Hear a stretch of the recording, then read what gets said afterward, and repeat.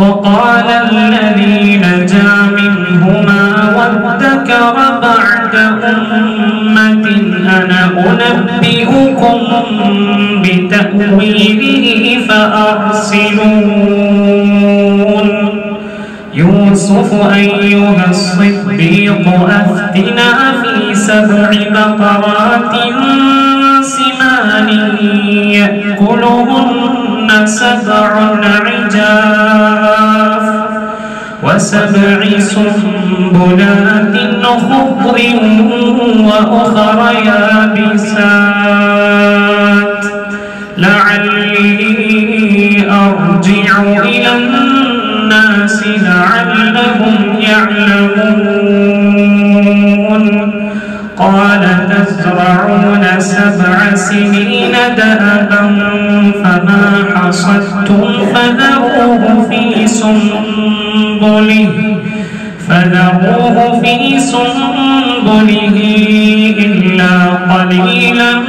مما تأكلون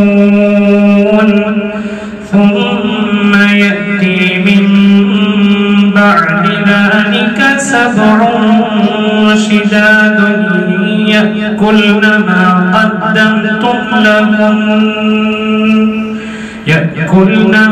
قدمتم لهن إلا قليلا مما تحصنون ثم يأتي من بعد ذلك عام فيه يغاث الناس وفيه يعصرون وقال الملك ائتوني به فلما جاءه الرسول قال ارجع إلى ربك فاسأله ما بال النسوة اللاتي قطعن أيديهن إن ربي بكيدهن عليم قال ما خطبكن إذ راوتن يوسف عن نفسه قلنا حاش لله ما علمنا عليه من سوء قالت امرأة العزيز الآن حصحص الحق أنا راودته عن نفسه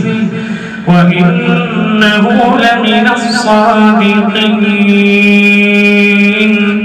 ذلك ليعلم أني لم أخنه بالغيب وأن الله لا يهدي كيد الخائنين